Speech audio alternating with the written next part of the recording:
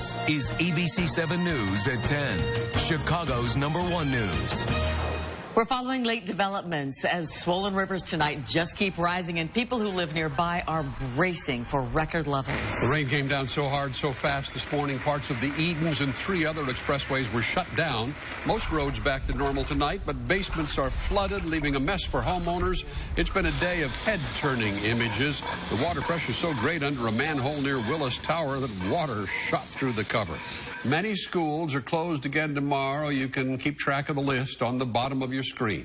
And there is still trouble on the Bishop Ford Freeway at this hour. It's closed between the Dan Ryan and Sibley Boulevard. Barricades up tonight at the Bishop Ford where it begins at 95th Street. No word on when that may open. We have live reports from the hardest hit areas, plus Jerry's tracking more rain. We begin with ABC7 Cheryl Burton live in Lisle. Cheryl?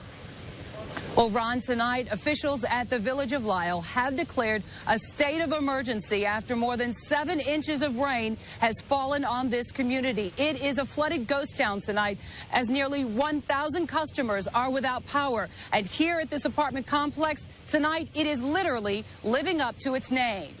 Tonight at the towers of Four Lakes Village in unincorporated Lisle, it is one big lake. The apartment complex was evacuated as residents scrambled to safety from the rising flood waters. This resident had to be rescued after he was stranded in his truck. Earlier today, Chopper 7 HD captured these images that showed the magnitude and the destruction of the spring storm. Mother Nature's fury was on full display under the weight of the raging waters as the lakes overflowed. Volunteers were sandbagging as the rain continued to fall on this already saturated community. Cars in several homes were submerged as streets became rivers, and the only mode of transportation was by boat. Lisle and Woodridge fire officials went door to door, checking to see if any residents were trapped inside their homes. Displaced residents took refuge here at Benedictine University, not knowing what they will return home to when it's finally safe to assess the damage. Village officials are strongly urging residents not to return to their apartments here because standing water can carry bacteria, and it also varies in depth, and that can get residents and cars swept away. Reporting live in Lisle, Cheryl Burton, ABC7 News. Now for the very latest in Fox Lake. Let's go to Ravi Bechwal, where residents there are still watching the waters rise tonight. Ravi. Well, Cheryl, you've got that right. We're standing at about 4 to 5 inches of water right here, but this is water that just came up suddenly this morning as residents woke up in the early morning hours to find a very disastrous situation on their hands in the streets, in the cul-de-sacs, all in these homes. Darcy Shadle prepares to abandon the rental property she has called home for nearly 2 years after a channel of the chain of lakes claimed her backyard today, and then the ventilation system. Her next-door neighbor has an unusually high foundation keeping him dry, but in the Knollwood Park section of town, you do what it takes to cope with being cut off. How awful is it to have to deal with something like this? Sometimes you just have to marvel at the topography. While worrying about the wake from pickup trucks is unusual, 74-year-old Ron Maiden says that his city-installed sandbags will keep at bay a flood that rivals what he experienced in 2007. We're back live here, and the temperature has dropped, and that is just another thing that the residents around here are going to have to deal with. These are folks who 3 months ago were worried that their area was full of drought-like conditions. After all, the waters around here were 2 feet below where they normally are during the winter. Now we're looking at a Fox River that's going to crest over the next few days. That'll be significantly above that. Reporting live from Fox Lake, Ravi Bechwal, ABC7 News. Ron, back to you. Thanks, Ravi. The flood damage across the state is so severe that Governor Pat Quinn issued an emergency declaration as he visited Elmhurst today. That allows the state to access federal resources to help deal with the crisis. Another area hit hard tonight, Chicago's Albany Park neighborhood. ABC7's Eric Hong is there live with the story. Eric? Ron, residents here say within just a couple hours this morning, this block went from completely dry to waist-deep high in water. Behind me, a car half submerged. The buildings behind that completely inaccessible. The water rising so high this morning, it was coming in through windows. Tonight, Monticello Avenue is Lake Monticello, the only thing on four wheels able to pass a front end loader. We met Kevin Kirstovich in his swampy backyard, dressed in a biohazard suit. Ryan Rohde just moved into this house 3 weeks ago and was storing unpacked items in the now flooded basement. It was early this morning when the Chicago River spilled its banks, the water in the Albany Park neighborhood rising with lightning speed. Kimberly Green snapped these photos of the fire department rescuing her husband by boat, the water waist deep. The city has received more than 1,200 calls about flooded basements. Kevin Kirstovich feels the city waited too long to lay sandbags. Classic example, closing a barn door after the horses get loose. The last time the Chicago River flooded like this was in 2008. Residents on Springfield Avenue say they received federal assistance back then and wanted flood protection. We have seen the Salvation Army in the neighborhood tonight handing out food and water. The agency has set up a victim center at 5040 North Pulaski. It's open 24 hours. Live in the Albany Park neighborhood, Eric Hong, ABC7 News. Kathy. Okay, Eric, thank you. Now to an ABC7 exclusive tonight. A Lincolnwood police officer is credited with saving 3 people from a submerged car on the flooded Edens Expressway. Officer Jeff Gordon was shooting video and photos at Pratt Avenue when he spotted this car sinking and he saw that there were people inside. So Officer Gordon dove in and grabbed the driver and another man, but a woman inside that car was paralyzed with fear. Then the officer was able to carry her out of the water. Tonight, the expressway is back to normal. As our crews were tracking severe flooding all over the area, Chopper 7 captured a few striking moments. In south suburban Dalton, a school bus stranded on a flooded road. About 10 students were on the bus. Rescuers had to get them out by boat and ferry them to dry land in small groups. Near the Hillside Westchester border, an ambulance was also stranded in high water. Now, despite warnings from officials, plenty of drivers plowed through standing water, including several semis. The ones we saw were lucky and actually made it through. And in Elmhurst, Chopper 7 caught this great view of the quarry where they collect floodwater from Salt Creek. The quarry holds the floodwater until the water goes back down enough to bump it back into Salt Creek. And in some areas, drivers had to watch out for water shooting up from the street. One viewer sent this video to us on Facebook. It's a manhole cover that appears to be dancing because of water pressure from the sewer below. And then this video was captured near the Ravenswood Metro Station on the north side. The water needed someplace to go, and in this case, the only option was up. Jerry's joining us now with an update. Jerry? Well, tonight, at least we don't have the rain over the flooded areas that we had out there this morning. Most of the rain right now is over portions of Indiana. And last night, Indiana picked up about 1.5 inches or less, and they're adding about a 1/2 inch to an inch. You can see it from Wheeler through Valparaiso, Burdick, all the way up to Michigan City, and then back to the south and west from Cedar Lake and Crown Point, although it is starting to move out of that area. And we have seen, obviously, quite a bit of rain through this evening over here. You can see we're adding to the totals, and now some areas in Indiana are actually seeing close to 2 inches of rain, but they're not going to see the types of rain that we saw around here. Officially out at O'Hare, over 5.5 inches of rain fell last night and today. Midway about 3.5, but there are some isolated spots out to the west from Lisle through Oak Brook that picked up 6 to 7 inches of rain. So it was certainly significant, but now we have cooler air pushing in and a couple of days to dry out. All right, thanks, Jerry. We're not used to seeing sinkholes in Chicago, but coming up as we continue our flood coverage, the one that swallowed 3 vehicles. But first, the other big news of the day, the search for 2 suspects wanted in connection with the Boston bombings. Calls already pouring in. And the devastation from that deadly plant explosion in Texas, dozens of people still missing. ABC7 News at 10 continues with Ron Majors, Kathy Brock, Cheryl Burton, weather with meteorologist Jerry Taft, and sports with Mark Giangreco.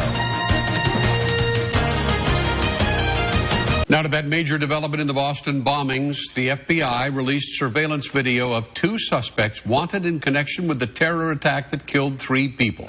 ABC7 investigative reporter Chuck Gowdy live with a search for the most wanted men in America. Chuck?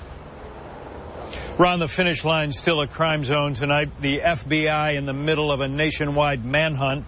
And tonight, they are reporting being swarmed by calls from people who say they recognize the two suspects. The head of the FBI in Boston, with that appeal for help and this video of the two suspects, hopes for a major break in the case. The surveillance video shows young men in their 20s appearing to walk with a mission in mind and packs on their backs. Packs that federal agents say contained bombs. When the first blast happened, this suspect down the street did not react as if he knew it was coming, according to federal authorities. Among the reasons they say he's a suspect, and this was a conspiracy. Suspect number 1 appears to be wearing a Bridgestone golf hat, and the right leg of suspect number 2 bows outward, suggesting a possible injury, among the things that are being looked at.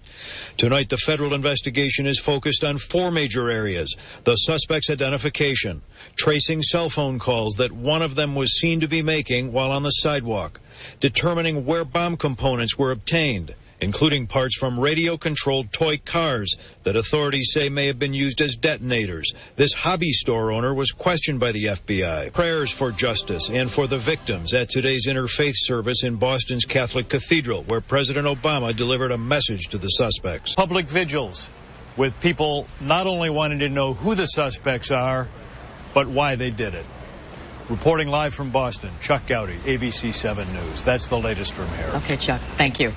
We have an update now on a story we first told you about last night on the news at 10 o'clock. The mayor of West Texas now saying that massive fertilizer plant explosion has killed as many as 45 people. Most of them still unaccounted for right now as search teams comb through the rubble, so that number is not definite.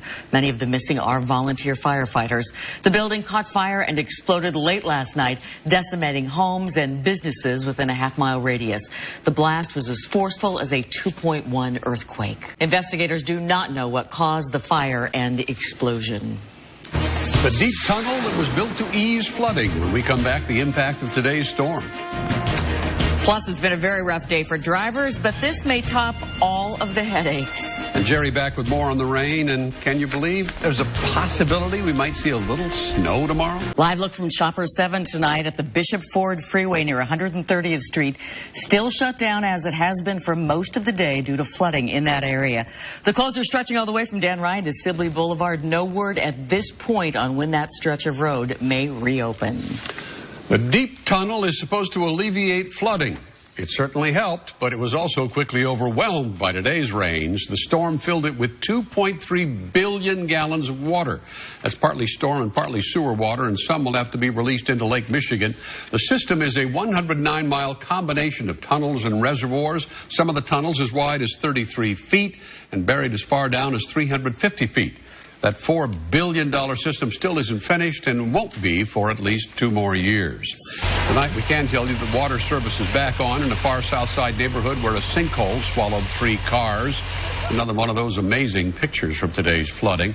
This is in Chicago's Jeffrey Manor neighborhood. Officials say the hole appeared because a water main broke and eroded the area underneath the road. One person was in his pickup truck when it dropped and was taken to the hospital. Flooding was so widespread today that even with all the crews that we have, we could not take pictures of it all. So thank you, ABC7 Facebook fans who help widen our perspective all day long. Artie Burnt shared a photo showing road damage between Ottawa and Marseilles. And outdoor pools usually dry this time of year, usually. As Christina Dunkey-Malace shows us, the Morris Pool and surrounding area are all underwater. And Tatiana Anna Sadul found a silver lining in the disaster. That's John Giboltowski fishing in Schiller Park by Irving Park and River Roads. And the flooding is just one big adventure for kids. Iwa Bogdan could not help but smile when she took this photo of her brother in Niles. Some people had fun today. Not a lot, but a few. It's certainly depressing if it came in your house. Oh. Yeah. And those people have a lot of cleanup once the rain moves out. And actually, the rain is moving out of Chicago. We had Cheryl out in the western suburbs, and you can see Lisle. Well, look at the amount of rain that Lisle had, 6.97 inches. Glen Ellen over 6 inches. Winnetka almost 6 inches. Oswego 5 1/4. So the rain really came down. But if you take a look at radar now, the rain is moving off to the east. You can see the main rain now, even leaving Lake County and Kankakee County, and continues to move off to the east. Those areas across Indiana will generally pick up about an inch of rain throughout the evening, and most of it on the ground already as that moves out. They continue with the flood watch over there, and we have flood warnings along all of our area rivers. And let's just take one as an example, the Des Plaines River. Everybody talks about the Des Plaines River. And first of all, if you go out to Des Plaines, they're about 5 feet above flood stage. And by the time you get down to Riverside, well, Riverside is about 6 feet above flood stage at 11 feet. And then you continue along the Des Plaines and you get down right before it meets the Illinois River in the Lamont area. And in the Lamont area, they have about 12 to 12 and a half inches of 12 to 12 and a half feet of water at Lamont. So the rivers are certainly overflowing. We had a high today of 63, normal high is 60.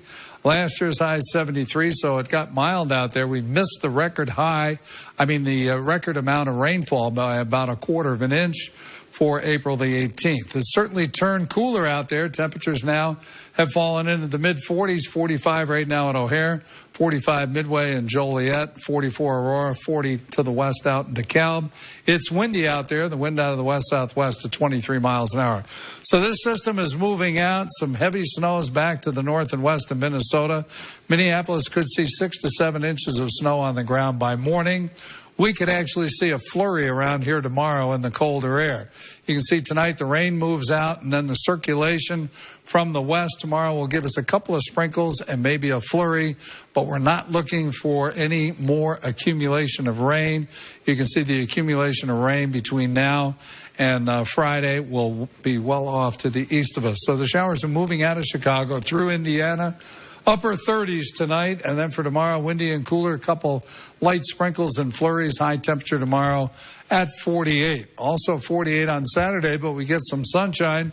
Warmer Sunday up to 58. We do make it into the 60s on Monday, but it looks like Monday and then late Tuesday into Wednesday, we have another chance to pick up a little more rain, but at least over the next 3 days, it'll dry out somewhat. Except for the flurries. Yes. Thanks. The flooding causing nothing but misery for so many people tonight. But others just could not resist the urge for adventure. That story coming up.